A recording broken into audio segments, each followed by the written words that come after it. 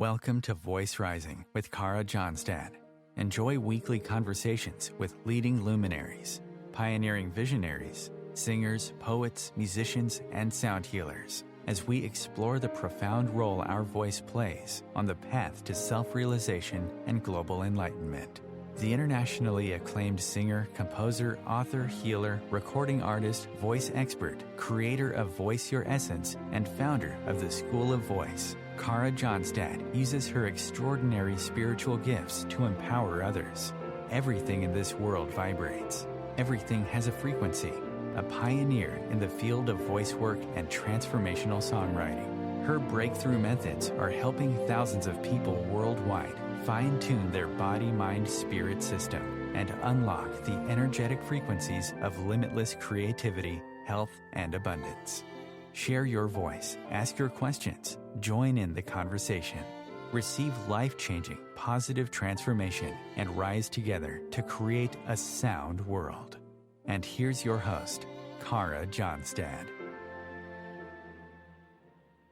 Hello, everybody. A very warm welcome. If you are curious about writing as a spiritual practice, you're going to enjoy today's guest, Sherri Mandell, an award-winning author, mother, and activist. And Sherri is here to talk about her new book, The Kaballah of Writing, Mystical Practices for Inspiration and Creativity, and share with us insights on writing from all her years of teaching and being an author herself. Welcome, Sherri, to Voice Rising. Oh, thank you so much. I'm thrilled to be here. It's good to have you. You do have this wonderful new book. You have many, many books out on the market, but this new book is very special for those of us who do write or dabble in writing or have always dreamed of writing. The new book, The Kaballah of Writing, is a very different kind of guide, I would say. So why did you write this book? What drew you to it? Well, I wrote it for a lot of reasons. First of all, I've been teaching writing for a long time, and recently I've been working with the same students for over 10 years. So because I had to always come up with new exercises for them and new readings, I gathered a lot of material. And I've always been interested in the Kabbalah, especially in the sefirot. When I first came to Israel many years ago, I took a class in the sefirot, and I was just amazed because they were so comprehensive and also so interesting.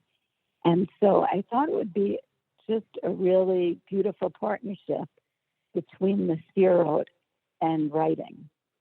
And so I put the book together. It was actually a few years ago, many years ago. And eventually it was published. So I'm really happy for these ideas to find their way out to the greater world. Yeah, for so many of us also to learn the beauty of the Kabbalah. You were born in New York. I read you were born and grew up on Long Island, and you graduated from Cornell and did an MA in creative writing. And then you did a lot of teaching in the United States at the University of Maryland and Penn State and wrote for magazines. What brought you to Israel then? I believe Israel now is your home base. Yeah, well, I've lived here for 27 years with my family. I grew up Jewish in New York, but I had no Jewish education. So I really didn't understand what Judaism was.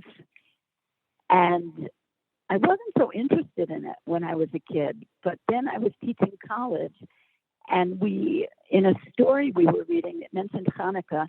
And I realized I couldn't really explain to my students what Hanukkah was. And I just felt it was such a gap in my knowledge. And eventually I was traveling, and I decided to come to Israel. I had friends here. And once I started learning about Judaism, I was just mesmerized. I had no idea how interesting the religion was, and actually how mystical and how spiritual, and that it talked about other worlds. And also the Hebrew language itself is a very interesting language. And to learn the Bible, to learn the Torah in Hebrew is a different way of learning it because the words are much richer in the original language. Yeah. And it's done through oration, correct? I mean, you're speaking a lot. You're singing and speaking. Or is it only reading? No, like in the Torah on Shabbat, that's when the portion of the Torah, the Bible, the Jewish Bible, is read, and it's always sung. Yeah, exactly. Yeah. And then also, eventually I became an observant too. So, for example, on the Sabbath, we're always singing. It's part of like the bench. It's called the benching. It's like the thank you after the meal is the song. And in the ancient temple, the priests used to sing. So song is definitely a big part of the Jewish religion and many religions. Many religions, and I've been very lucky to be invited to many beautiful, beautiful events where just such rich, open, full voices, very connected between heaven and earth. So you know that there's a channel that's opening when do you say cantor? Is it the one who's... Yeah, the cantor, but we don't really have cantors here, like in my community. They have them in Berlin. Yeah. Oh, yeah. Okay. Also in America. Also in Israel, just not where I live. But it's interesting that you use the word channel because the sefirot, they also translate as channels because they're channels between the divine and the world. And they're actually stages of creation, and also God can be described in terms of the sefirot, but also human beings can be described in terms of the sefirot. So there are 10 sefirots, is that correct? 10 channels of the divine creative life force that can be used to support us as human beings to grow and also support us. And that's where your book is so fascinating, as writers in our own writing practice to develop our own authentic voice. And I found really every chapter is one of the chapters is kindness. And anybody who's ever gone to writing class, normally in school, the last word that might come to our mind is kindness. It might come later with a good teacher at university, but most people start writing with a lot of joy, and then suddenly they feel so criticized. And so there are chapters, or you would probably say the sefirots are, one of them is kindness, then there's things like boundaries, where you really can take these spiritual practices and see how they relate to your writing practice. So it's quite a spiritual path. Is that correct? Mm-hmm. Oh, yeah, for sure. And yeah, I agree with you that there are always people and teachers who can shut us down. And I give the example, I was getting a master's in poetry, and I think I was like 22 or 23, and I was so nervous the first class. I was at Colorado State. I had like never lived outside of New York. I was living in Colorado, and the poetry teacher, I gave him my poem that week, and they all read it, and he looked at me and he said, "This seems like the poem of a 15-year-old girl." And I was devastated. It was such a hurtful comment.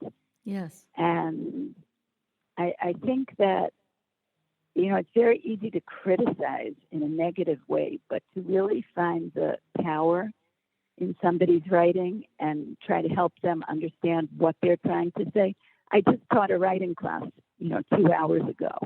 So lots of times I'll say to my students, just, what were you thinking when you wrote this? What was your intention? And then I'll ask the other students, where do you see the power in this essay? What do you think the heart of this essay is? Like, it builds somebody up to describe what they've done, and I think that hurtful comments, they really can destroy people. So language is very powerful. I mean, that's part of my contention in this book, and it's very important, what we say and how we say it. Language is so But powerful. in terms of Share. No, I just want to say, in terms of chesed, in terms of kindness, first of all, the sefirot, they alternate. Some are very expansive, and some contract, and that parallels the energy of the universe. That there's always a forward motion and a backward motion, or a motion of order and anarchy. We're always moving in this kind of binary way, but there are also sefirot of balance, and kindness is a kind of generosity. It's an expansiveness. So it also gives us the opportunity as writers to just let go and to write without judging ourselves, because I think that's what breaks people as writers, is when they judge themselves before they before they're generous with themselves and just allow that first draft to come out of them. Right, which is a very different language. If a teacher says, let's be generous today and share our heart. You said the heart of the work, and I had to smile when you said that, because we often say as artists also, it's our body of work, right? So there is a personification. There is really, these poems are extensions of our breath. They're extensions of our heart. They're extensions of our thoughts, right? They're extensions of our emotions. And if we're generous with our gifts also, then we don't have writer's block or stage fright, because we come from a place of sharing our life experiences. And it's a very different place than competition. It comes from a place of communing or being in a community together.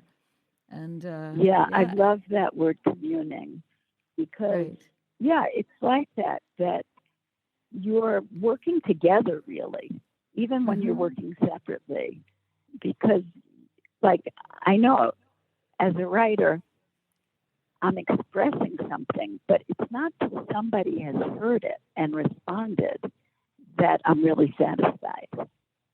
So there's always that, I think in Hebrew sometimes, that inyan, that idea of communication has communion in it and community. And that's why, for me, I love writing. And because I think, for me, and I think a lot of people, it reveals something deeper, and it gives the ability to work with language and with imagery, and to really delve into a deeper part of the self, and then also to surprise yourself. Because one way I know that my writing is, let's say, successful, is when I find something I didn't know was there. When I arrive somewhere that I hadn't planned on arriving. And so there's that meeting with something greater than the self that's possible. Yeah. Tell us about being honest in our writing and letting go of all those different layers, maybe of mass, and how creativity begs us to be honest. And talk to us about the authentic voice, what we would call the true voice. What's your take on that as a writer and also of a teacher of writing? Well, I love something that writer Sherri Mandell said. She said that a lot of people think that a voice just appears, but that a voice is actually a product of experience and reading and meeting with people and imagination. So a voice is something we build, I think. But in terms of an authentic voice, I think sometimes it's when we just first of all, sometimes the first draft is the most authentic voice. It's what, first thoughts, best thoughts. There's something about the rawness and giving yourself permission just to say whatever it is you want to say. And to be vulnerable, because readers love vulnerability. Like, we all love when somebody else admits that they messed up, or they weren't perfect, or they were weak, or they did something that they're sorry about. Like, that touches us as readers because we can identify with it. And I know for myself as a writer, I will write things sometimes I wouldn't tell people, and I'll publish them. But somehow it's like the blank page is like our best friend, like candy, that we can sort of confide to that page in a way that we can't confide even to our closest friends. Yeah, it is quite magical. And to be able to, I always say to the singers that I'm coaching that when we confide, when we feel that we have a safe place where we can confide, and that can be a piece of, blank paper, that can be a very good friend who offers us unconditional love. There's a confidence that also comes because confide and confidence are also next to each other, right? So if we feel safe and our voice has a space to have a home, then there's a beauty of unfolding that happens where we're not pulling back or not constricting or not resigning, and that's very precious. I think we do say things on the page that we might not say in a room full of people because we're afraid again of being judged. So there you come back to this generosity and the kindness that we need to really be ourselves, right? We're going to take a small break. Okay. Yeah. No. Well, okay, we're going to think about confidence and confide. Is that what you love? Yeah, exactly. Okay. Yes, I love that too. So let's take a small break and everybody ponder on that connection. If we can confide, we'll have more confidence. Yeah, I'm going to pick that up.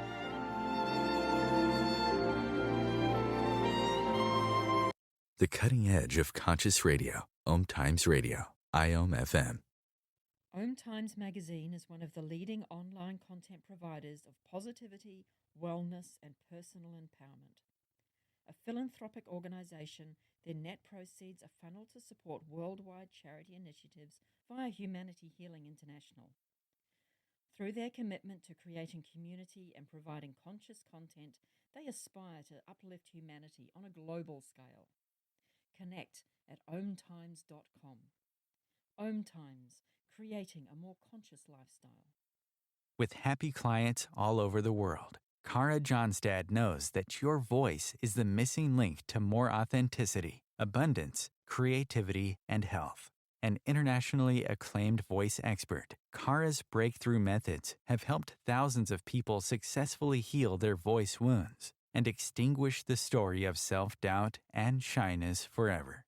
Join in group trainings, attend online sessions, schedule one-on-one time, and invite Kara to work with your organization and community. Get started today. Go to www.karajohnstad.com and receive a special guided meditation designed to fine-tune your inner voice and welcome you on the voice journey.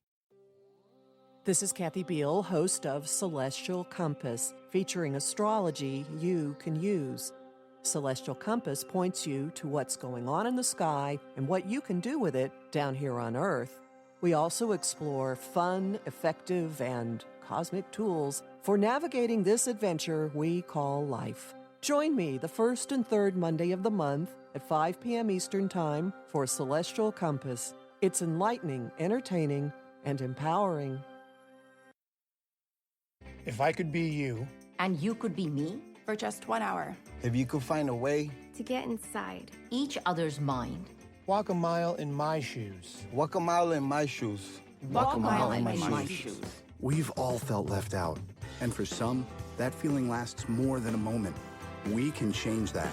Learn how at belongingbeginswithus.org. Brought to you by the Ad Council. Walk a mile in my shoes.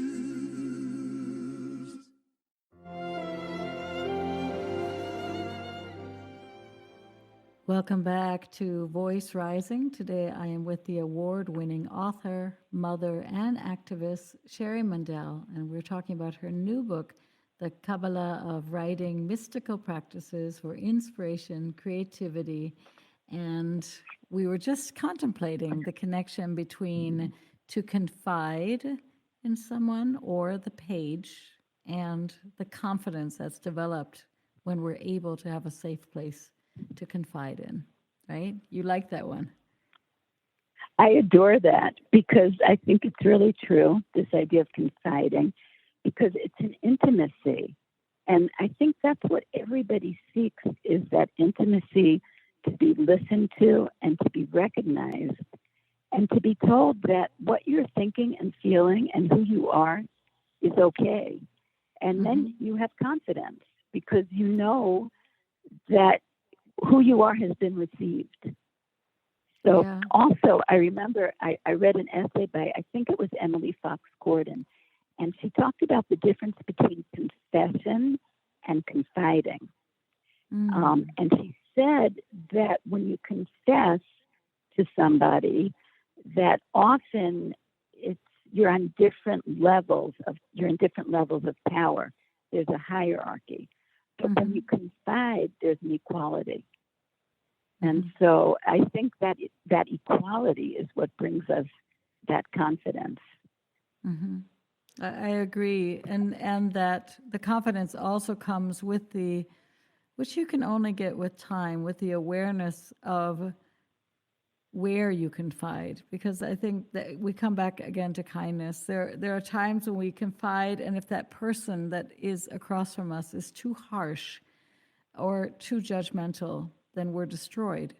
And if that person welcomes us with unconditional love, then we're forever expanded and healed.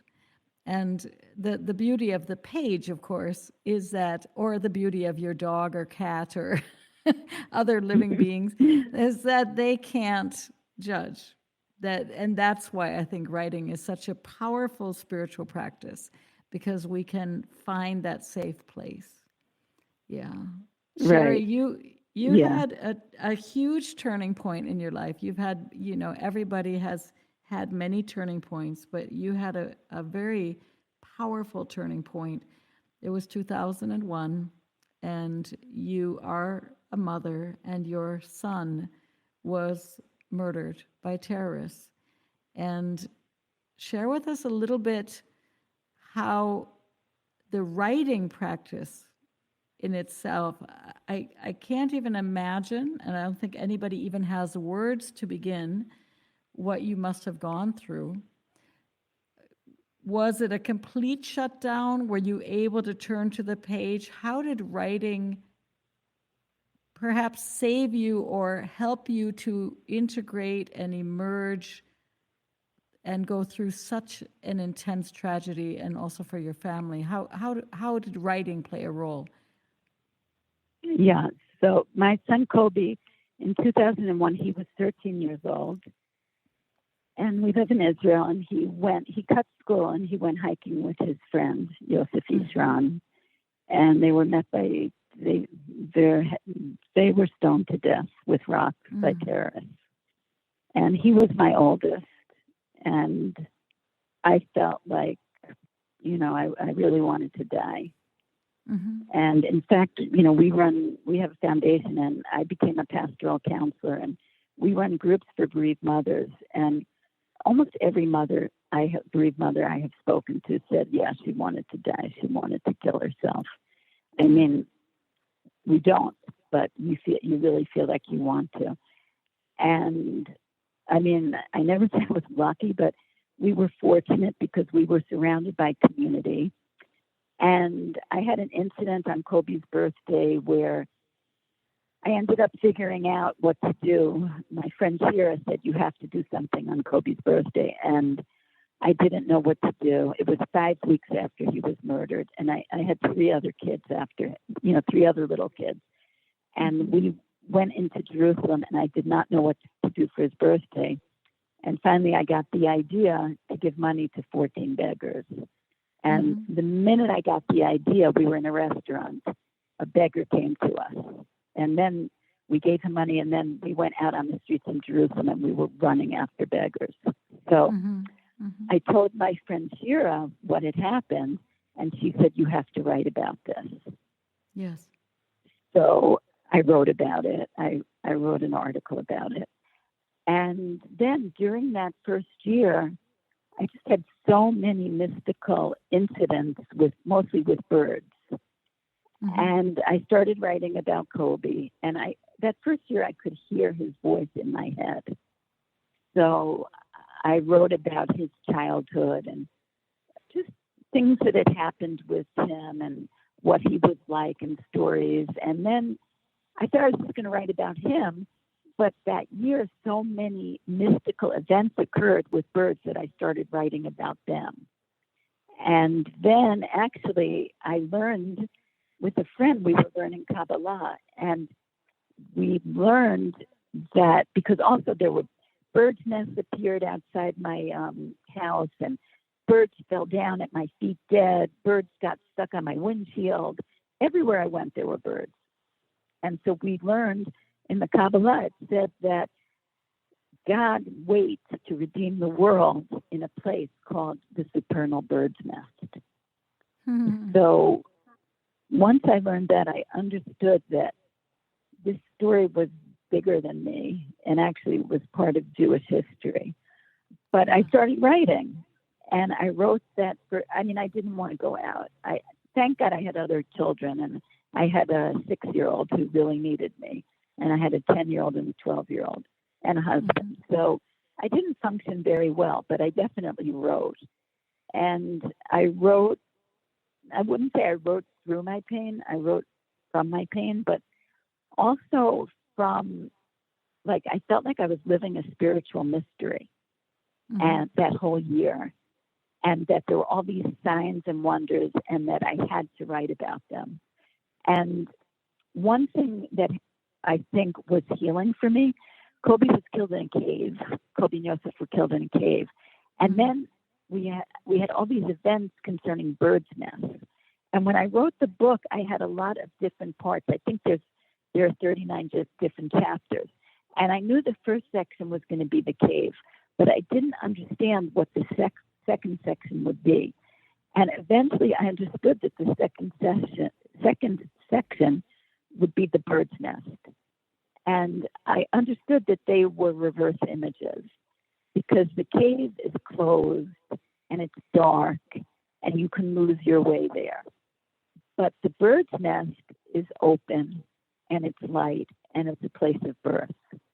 And once I found that image of the bird's nest, and I ended the book with that, I understood that there was birth available. Not that I had another baby, but that there were possibilities and a sense of hope.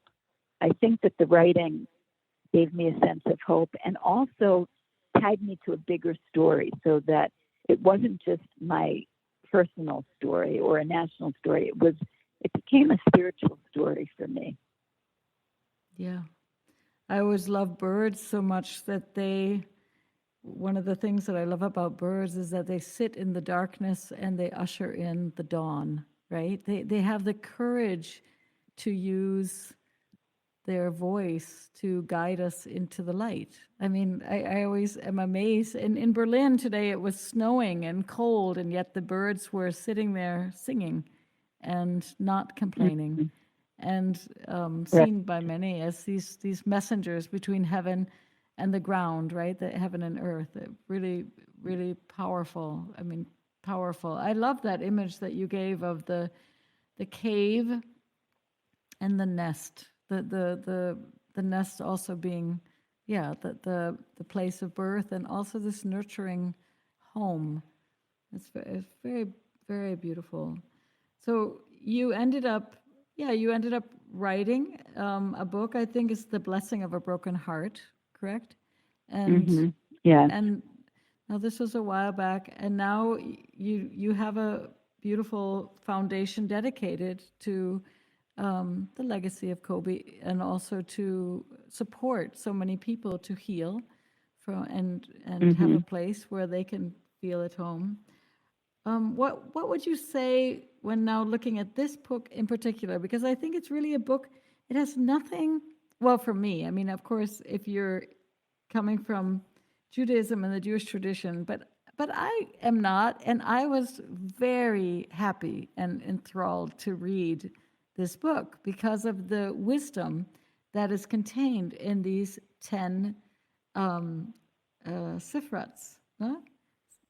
What would you say is? Yeah. I forgot how to say it. Zero. Yeah. Zero. I forgot. Yeah. You can say it however you want it. Yeah. I read it sometimes. I'll learn Hebrew, if not in this life, in the next life. What makes this book so unique, especially for people maybe that have never come in contact with the Kabbalah, or they want to just find a new approach to finding their writing voice? What makes this book so unique? I think because it has a different arrangement in terms of thinking about writing and about life. And, I'm just looking at some of the sefirot, like comprehension, bina. And in the book, I talk about something called pardes, which is, pardes means like paradise, but it also means, in Hebrew, it means field, but it's also like the mystical field, because it's a mystical place where 4 rabbis went into the pardes and they couldn't withstand the light there, and only one survived. But pardes is also an acronym for different levels of writing and different ways of like a hermeneutic for thinking about writing. Yeah. So I think I want to talk about this model because I think it's a really beautiful model that can be used, easily. And it's a very interesting way to think about writing and about analysis of any text. Because pardes, it starts with pei in Hebrew, which it means pesach, which is the simple meaning. And the simple meaning is, let's say you're writing about a kitchen. So you're just describing the essential details of that kitchen. The texture and the light and the knickknacks or the clock or the window. You're just describing like what's there, the details. But the next level is remez, which means what does it remind you of?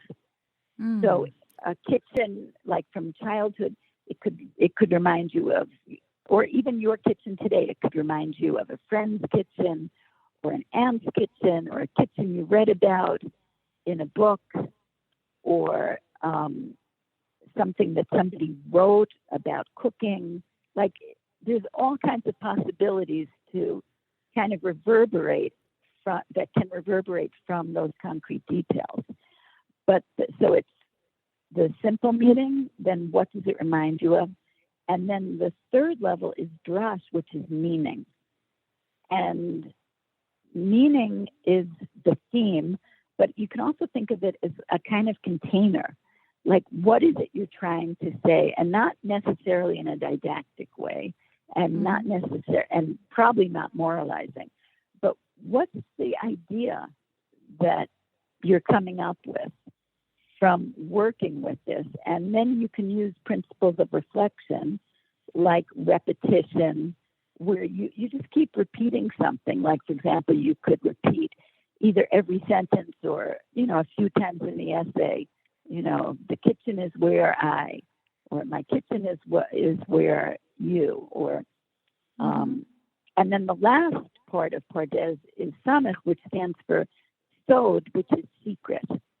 And I think that's the most amazing part, is that the writing isn't complete until you have found an insight, something that you didn't know was there, so that there's a kind of revelation. And it's not until you found that revelation, which is really what you can say about this that maybe nobody else has said in the way you're saying it, or something you didn't understand. And it's almost like a bird. It's something that just rises that you had no idea was going to show up. And so just those, the sefirot are a structure. So like Pardes is also a structure. It gives you like a place to hang your hat and a place to begin to write with, I would say, to write without fear, because you have so many opportunities in this book to choose exercises and to choose aspects of the world and of spirituality that will stimulate you and motivate you to keep writing.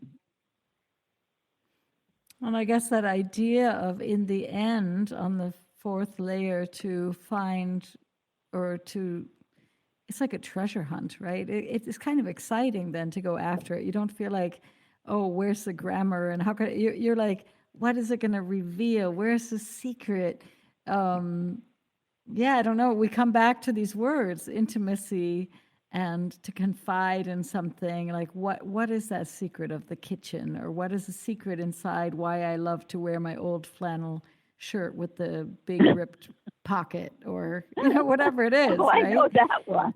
Yeah? I'm having a hard time throwing out my pajama shirt that is all ripped. It's like I cannot get rid of it. Well, I mean, writers are kind of famous for wearing these kind of overly big, baggy, soft, warm clothes that make us also feel like we're nestled in that beautiful bird nest. I think that we are, that we're comforted, that when we write. And pajamas are, big flannel pajamas, those are a good one. Do you think, Sherri, I mean, you've been doing this a long time, and you've gone from your first poetry class where you were probably wounded and had to get over those wounds, to become a published author and to support so many people on their healing journeys and help so many people,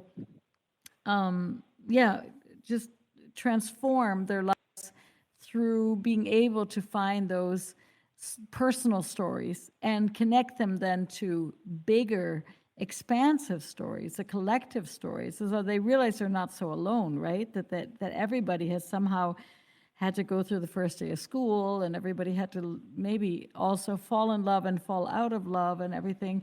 So does that mean every single person can be a writer? Because I think that is a big dream for many people, to be able to write a book, to write a story, to put their name on something, to be heard, to be listened to.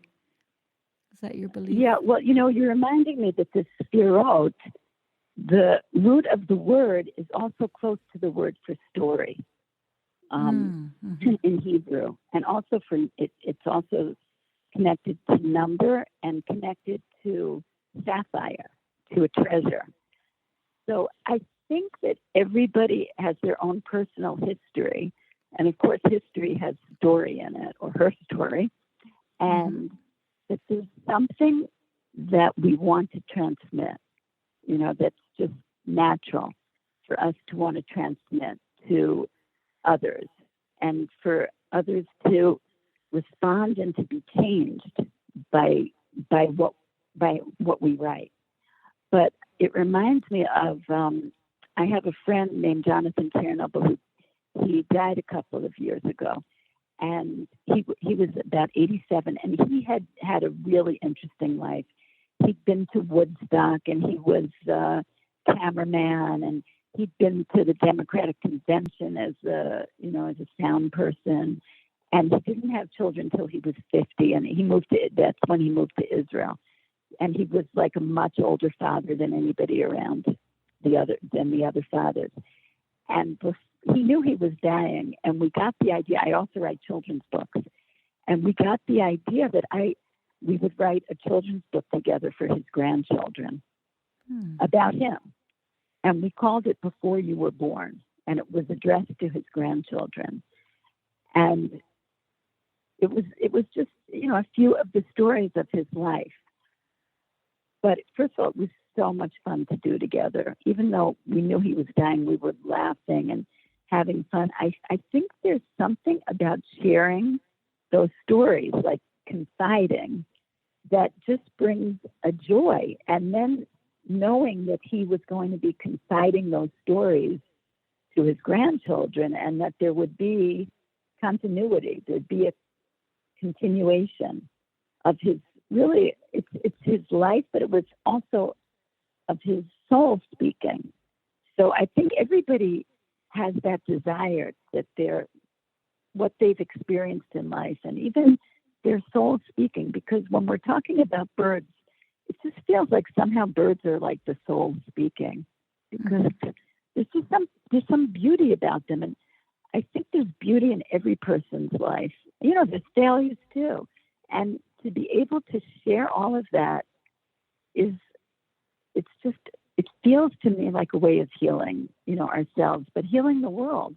Because when other people read those stories, then they're not so alone. And it's, I think of it as the world in a way is God's story. And maybe I don't even know if we're pages in the book. We might just be letters. But when we let like our soul shine through, then maybe the story, then the story is a greater story or a clearer story or a story with more wisdom. I'm not sure. I haven't really thought it out completely, but I feel like there's something there. Beautiful. Sherri, we're going to take a very, very short break. And now in this break, we're going to contemplate about all of these stories and how it's like a beautiful masterpiece, a jigsaw puzzle of humanity and what we're giving also our future generations. Mm-hmm. Bringing a more conscious lifestyle to your world. OMTimes Radio. IOM FM. Ascending Hearts is no ordinary dating site, but a spiritual dating site with a purpose, to link you with your soulmate. We engineer the serendipity so you can trust that you will attune with someone that has the same matching vibration as you. Ascending Hearts, the conscious dating site for the spiritually aware. Try Ascending Hearts for free. ascendinghearts.com. My name is Victor Furman. Some call me The Voice. I've always been fascinated with human nature, spirituality, science, and the crossroads at which they meet. Join me Wednesdays at 8 p.m. Eastern on OMTimes Radio, and we'll explore these topics and so much more on Destination Unlimited. You came across someone struggling with hunger. How would you recognize them? Would you notice an 8-year-old girl who's not excited for summer break because she may not be having lunch again until September? Or a war veteran who's having a hard time landing a job and getting back on his feet? I am the 1 in 8 Americans who struggle with hunger. I am hunger in America. Hunger can be hard to recognize. Learn why at IamHungerInAmerica.org. Brought to you by Feeding America and the Ad Council.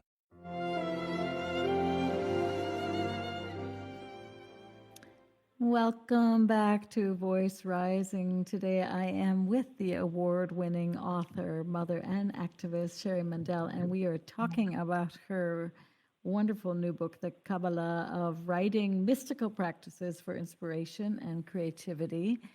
And I was reflecting in the break, Sherri, how writers and singers and artists, it's like we are the bridge to the beyond. So I often share also that many of us are uncomfortable at times talking about death, but we're listening to many singers, for example, who have already passed, and they're in the present in our living rooms, in our cars, Maria Callas, Nina Simone.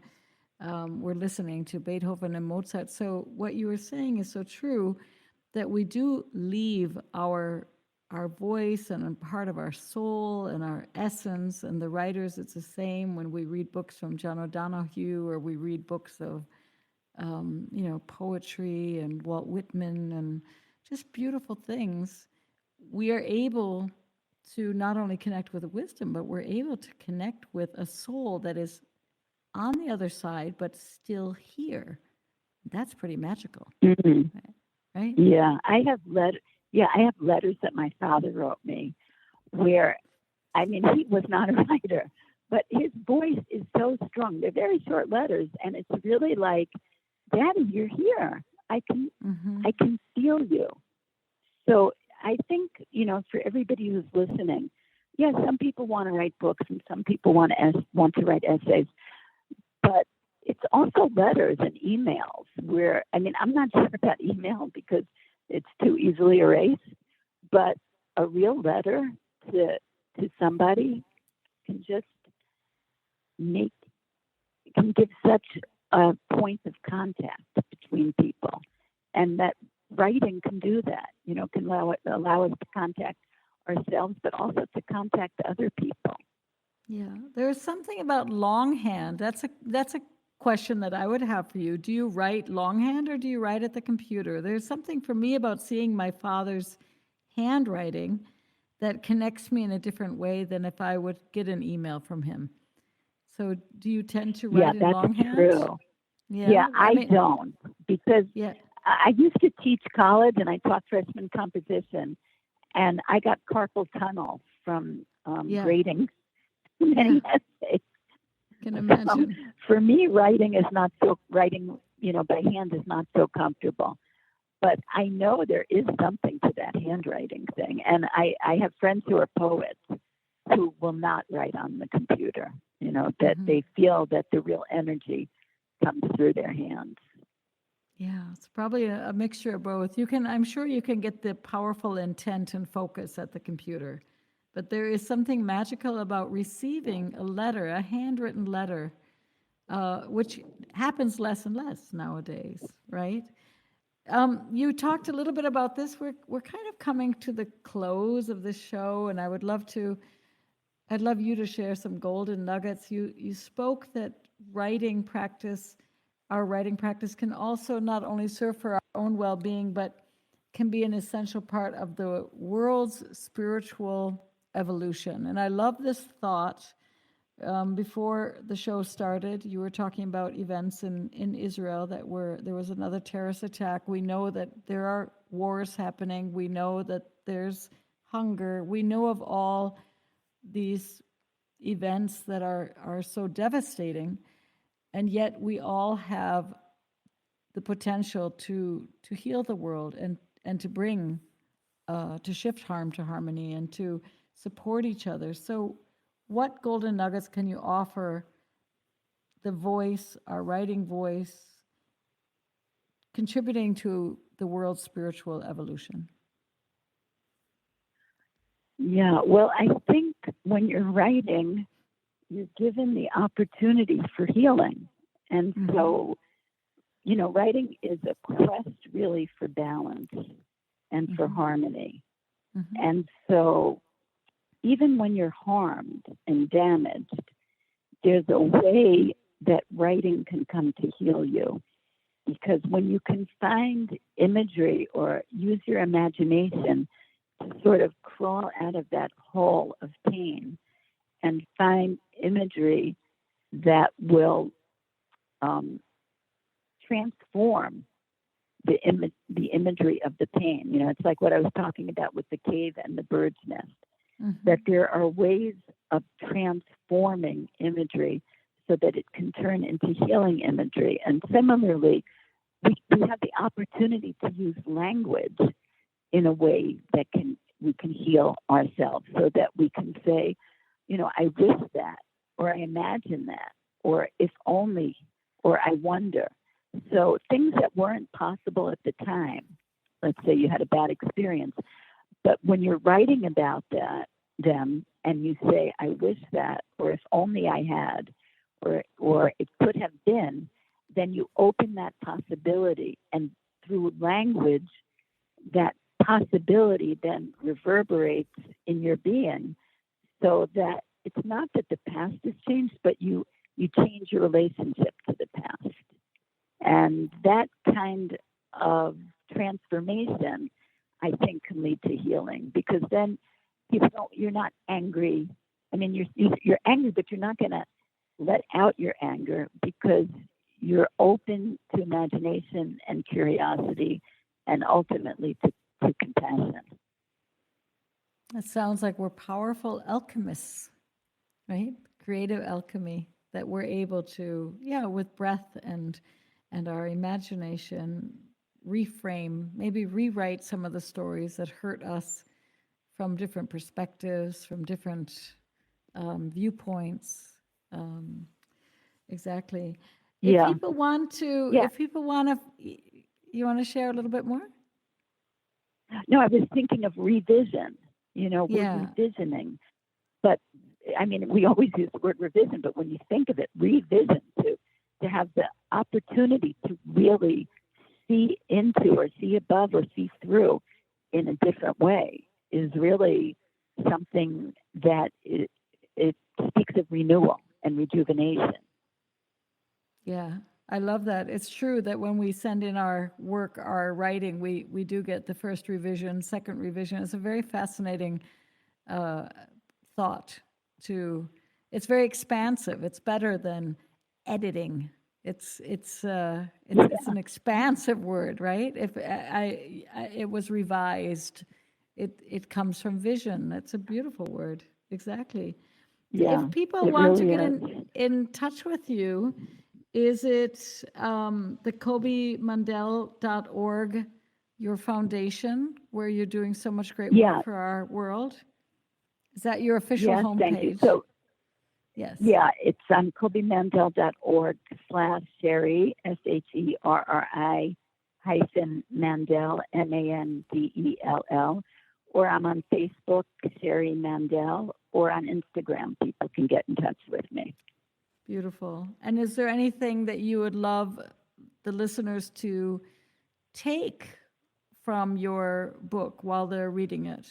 Is there anything special that you'd like them, when they hold this in their hands and they start writing, to think about, to learn? Well, I think just to remember that the sefirot, that it's, I said this, but that they're connected to the word for sapphire, that, that they're treasures or gems, and everybody's story is like a treasure. And in a way, you have to protect it. And one way of protecting it is to write about it so that you can see it in its entirety, and the writing becomes a container, really, to protect that story. It's beautiful. All the facets. In German, you say also a treasure is a Schatz, and you all can say also that a person is a Schatz, mein Schatz, my treasure.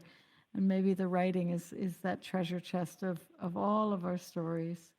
So thank you, Sherri, so much for being with us today at Voice Rising, for sharing your wisdom and your vision on writing, and for giving the writing community also a new book to work with. There are some classics out there, but I have to say I was very touched while reading your book to get new inspiration. I loved reading it. It put different spins on things I already knew, but in a way that I guess for me, I'm walking the spiritual path. So I think if anybody out there wants to make art and writing part of their spiritual path, this is definitely the book to choose. That's what I would say. Exactly. Yes, thank you so much. I really enjoyed speaking with you. It was wonderful. Well, thank you. You have a good evening, and may writing and everyone finding their authentic voices save the world and make it a better place. Okay, bye-bye. Yeah, amen. We need it. Okay, good night. Good night.